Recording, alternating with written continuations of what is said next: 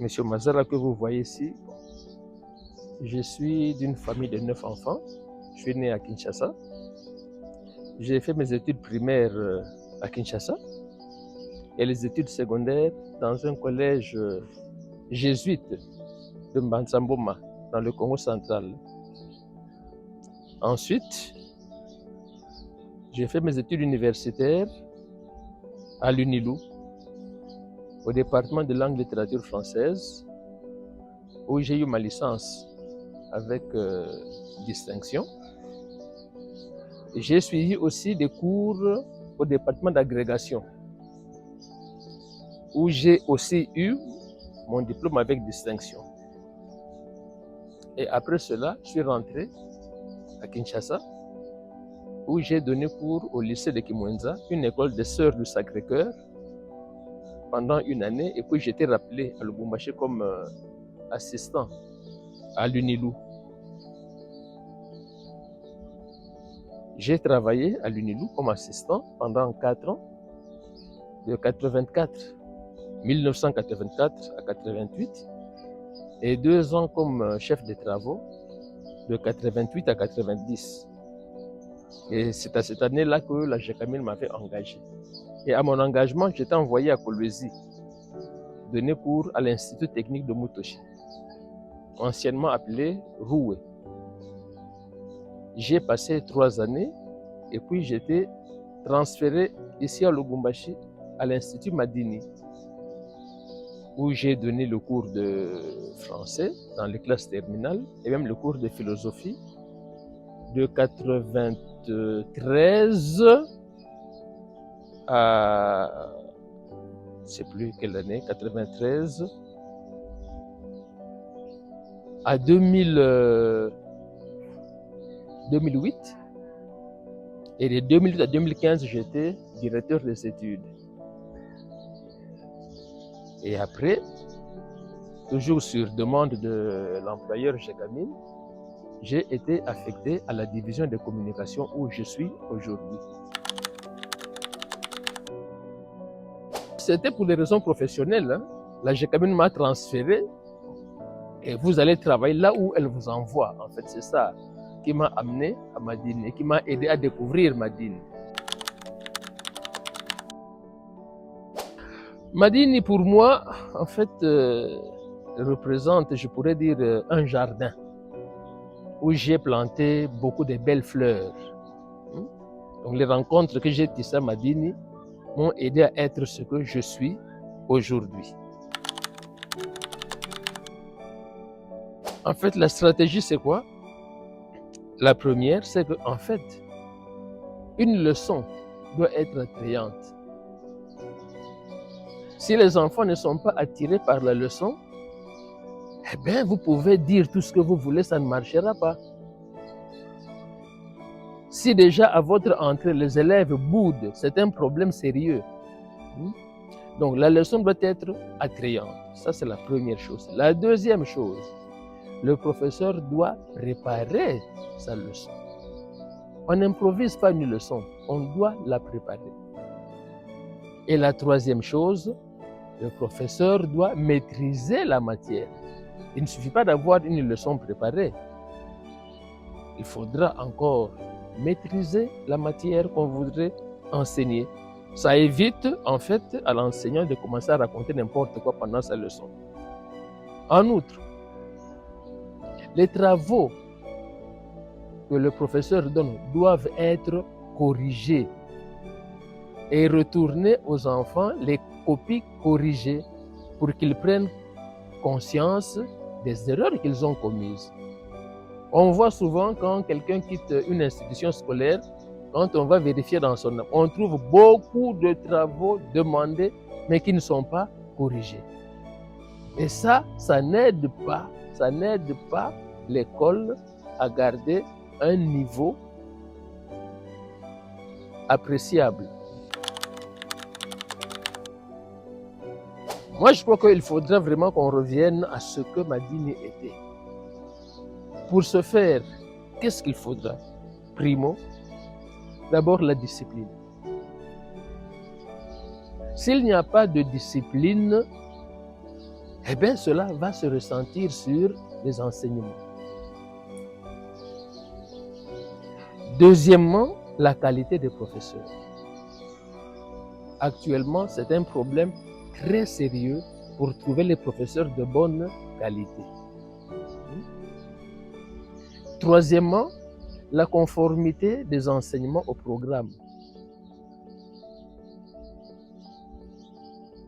Si nous voulons dans nos écoles avoir des lauréats, il faudra que les cours qui se donnent se conforment au programme. Parce que les examens qu'on pose à la fin d'un cycle, les épreuves certificatives, donc l'examen d'État, portent sur le programme, pas sur ce que le professeur imagine. Ensuite, il faudra aussi que les enseignants soient bien rémunérés. Et ça, c'est très important. C'est ce qui amène beaucoup de problèmes et d'arrêts de cours dans nos écoles. Et enfin, une chose essentielle, c'est la vocation. On constate maintenant qu'il y a beaucoup de gens qui vont dans l'enseignement par aventure. Il a cherché du travail partout, il n'a pas trouvé, eh bien il se dit, je vais dans l'enseignement en attendant. Moi qui vous parle, je suis toujours heureux de dire aux gens que je suis dans une famille d'enseignants. Mon père travaillait dans une école. Mon unique oncle était directeur d'école. Ma sœur aînée était enseignante. Mon frère aîné était enseignant. Moi-même, je suis enseignant. Disons, de carrière, parce que maintenant, j'ai quitté l'enseignement debout pour me consacrer à autre chose. Le jeune frère qui est né après moi est dans l'enseignement. Et il y a un autre qui est aussi dans l'enseignement. Donc, je suis dans une famille d'enseignants. En fait, les jeunes gens de maintenant, et même les professeurs de maintenant, doivent savoir ce qu'ils veulent. S'ils tiennent à contribuer à l'avancement, au progrès de la nation, ils doivent être appliqués. Souvent, c'est ça ce qui manque. Avant que peut-être de parler de ce que je fais maintenant, nous recevons beaucoup d'étudiants qui viennent en stage chez nous. Il suffit de leur poser la question, combien de livres avez-vous lu? Ils vous diront que zéro livre, zéro.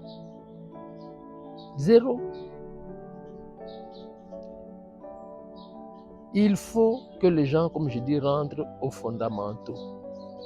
Aimer le pays, étudier en conséquence pour qu'un jour on puisse contribuer à l'avancée de ce pays. Nous n'avons pas deux pays, on n'a qu'un seul pays et nous sommes obligés de l'aimer. Bon souvenir, je pense essentiellement aux discussions que nous avions dans nos unités pédagogiques, dans notre unité pédagogique, français et latin, avec des collègues, pour certains d'heureuse mémoire, comme Aimé Moukena, comme Baudouin Kapoya. Les discussions qu'on avait, c'était des discussions sérieuses, scientifiques et des hommes à l'esprit ouvert. Ça m'a beaucoup marqué. Et ça manque dans beaucoup d'écoles. Quand on avait réunion pédagogique, on était heureux de se retrouver dans le groupe et on savait qu'on va vraiment discuter. Le deuxième souvenir, c'est la lutte que nous avons menée à Madine. Deux grandes luttes. La première, pour conserver l'espace où il y a le terrain de football. Parce que cet espace était menacé. Du temps de Katanga Show, je crois. L'espace était menacé. La deuxième lutte qu'on a menée, c'est quand on voulait, je dirais peut-être privatiser les écoles c'est-à-dire les sortir de la gécamine. On a mené cette lutte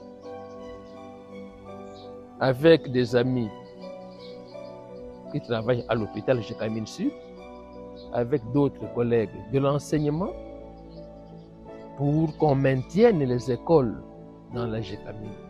Et Dieu merci, nous en sommes sortis vainqueurs, parce que les écoles sont jusqu'à ce jour propriété plutôt de la Gécamine. C'est très important. Sinon, aujourd'hui, on allait parler notre langage. Un dernier mot. D'abord, je vous remercie de m'avoir reçu dans ce tournage parce que, bon, nous avons été nombreux à enseigner, mais vous avez porté le choix sur ma modeste personne. D'abord, je vous remercie pour ça. Ensuite, quel autre mot de la fin je peux dire?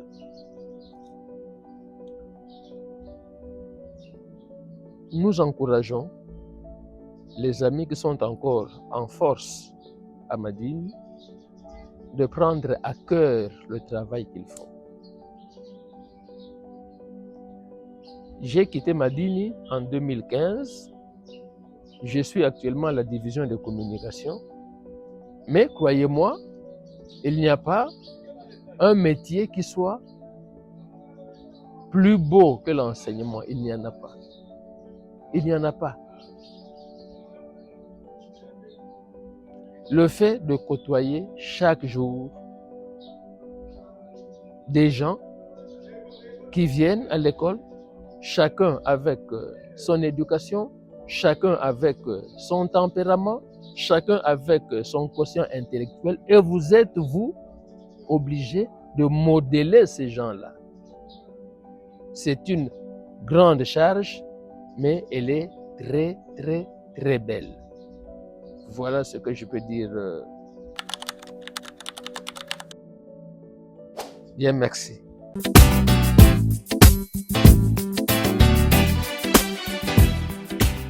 C'était 15 minutes avec mon école.